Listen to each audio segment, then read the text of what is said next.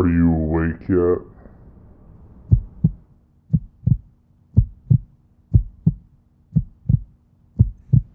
What's up, reasonable people? My name is Nathan Richards, and I'm your host, and this is my show Reason With Me. And today, before I get into the topic at hand, I just wanted to let everyone know that I got some of my shirts in today, and I'm wearing one of them right now. This is one of our cool Nietzsche shirts. It says, "Whatever is done for love always occurs beyond good and evil." Think about that for a little bit. What does it mean to you? I know what it means to me. They're in our merch store. We'll leave a link down below. So now let's talk about the Taliban takeover and what's happening in Afghanistan. And, let's look at some of the nefarious aspects of it and let's try to figure out what this all means. So, for those of you who don't know, which is probably nobody, we pulled all of our troops out of Afghanistan, and, everyone's blaming Joe Biden right now. The mainstream media, the Pentagon, the CIA, oh, it's all Joe Biden. And this has nothing to do with anybody but Joe Biden. And, anybody with two brain cells knows that that has to be complete and utter bull. We're talking about Joe Biden here, right? We're talking about a man who literally can't even say what he wants to say because, and I quote him, "Oh, I might get in trouble if I talk about that. Oh, I don't want to get in trouble if I say something I'm not supposed to say." So, do you really believe that the man who can't say what he wants to say can actually do what he wants to do? And do you think he'd even want to do it in the first place? Absolutely not. When he's hanging out at Camp David, they like to say, "Oh, he's on vacation." No. Presidents don't go to Camp David to go on vacation, right? It's not Disneyland for presidents. They go there to talk to their Pentagon people, their intelligence people, and assess damage or come up with strategies or whatever else they do there. But they don't go there to play golf and hang out with their buddies. They go there for very specific reasons. And look, all the people that are hitting on Joe Biden right now, they're the people that had to make this decision. The Pentagon, the CIA.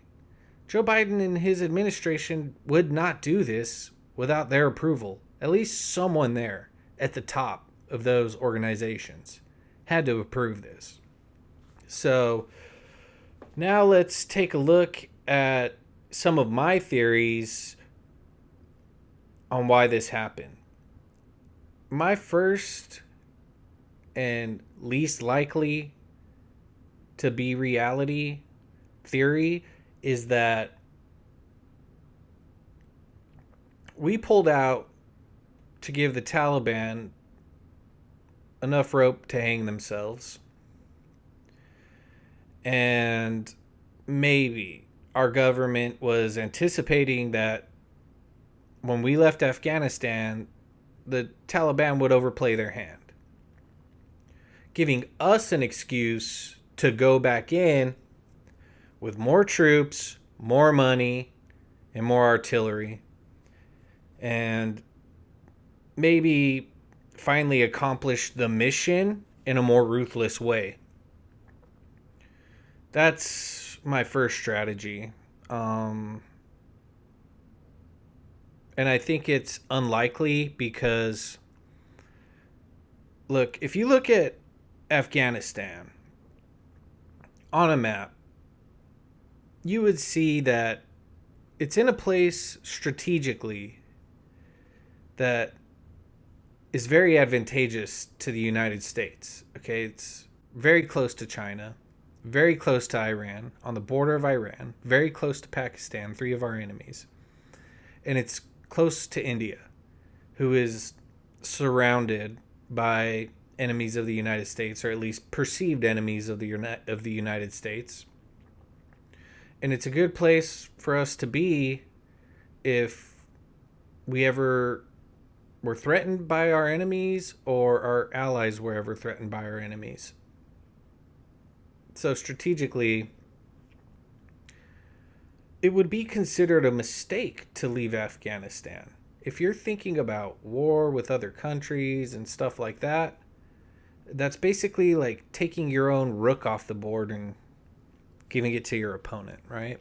Not to mention all of the valuable resources that are there, like lithium, even opium, um, oil and stuff. Afghanistan is not really known for its oil, but there is some there. And all of these resources we just relinquished, probably to China. It looks like China is going to try to use diplomatic ties with the Taliban to go in there and extract those resources, which is very interesting. So there's that. And the second conclusion that I came to, which I think is the most likely to be true, is that this is just a reallocation of resources. So we're basically going to take the resources that we would have used in Afghanistan and use them somewhere else. Now, if we were going to use our resources to go against someone like China or Russia or Iran or North Korea or something like that, it would have made more sense just to keep the troops where they were, right? So I think we can actually come to a conclusion that whatever they're reallocating these resources for, it isn't for what some people consider to be our foreign enemies, right? So I want to take a look at this bulletin that was published by the Department of Homeland Security, and let's see if we can come to a reasonable conclusion about where they're going to reallocate these resources.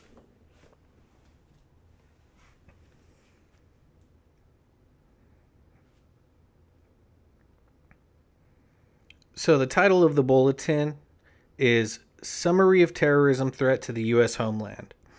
And we're going to read the first paragraph. The Secretary of Homeland Security has issued a new National Terrorism Advisory System bulletin regarding the current heightened threat environment across the United States. The Homeland continues to face a diverse and challenging threat environment leading up to and following the 20th anniversary of the September 11, 2001 attacks, as well as religious holidays we assess could serve as a catalyst for acts of targeted violence. These threats include those posed by domestic terrorists, individuals and groups engaged in grievance-based violence, and those inspired or motivated by foreign terrorists and other malign foreign influences. These actors are increasingly exploiting online forums to influence and spread violent extremist narratives and promote violent activity. Such threats are also exacerbated by impacts of the ongoing global pandemic, including grievances over public health safety measures and perceived government restrictions. So they consider people who don't support lockdowns, masks, mandated vaccines to be domestic terrorists. Gotcha. The duration of this is supposed to last from August 13th, 2021 to November 11th, 2021. It's weird that they have a specific date on this. Like they know people are going to be over it by November 11th. Doesn't make sense, right? Let's look at some of these additional details. We're only going to read maybe like the first 3, maybe 4, something like that. Here, we'll read number 1. Through the remainder of 2021, racially or ethnically motivated violent extremists and anti-government, anti-authority violent extremists will remain a national threat priority for the United States. These extremists may seek to exploit the emergence of COVID-19 variants by viewing the potential reestablishment of public health restrictions across the United States as a rationale to conduct attacks. Pandemic-related stressors have contributed to increased societal strains and tensions, driving several plots by domestic violent extremists, and they may contribute to more violence this year. Let's go down to the third point. Historically, mass casualty domestic violence extremist attacks linked to RMVEs have targeted houses of worship and crowded commercial facilities or gatherings. Some RMVEs advocate via online platforms for a race war and have stated that civil disorder provides opportunities to engage in violence in furtherance of ideological objectives. The reopening of institutions, including schools, as well as several dates of religious significance over the next few months, could also provide increased targets of opportunity for violence, though there are currently no credible or imminent threats identified to these locations. And then let's read this fourth one. This will be the last one.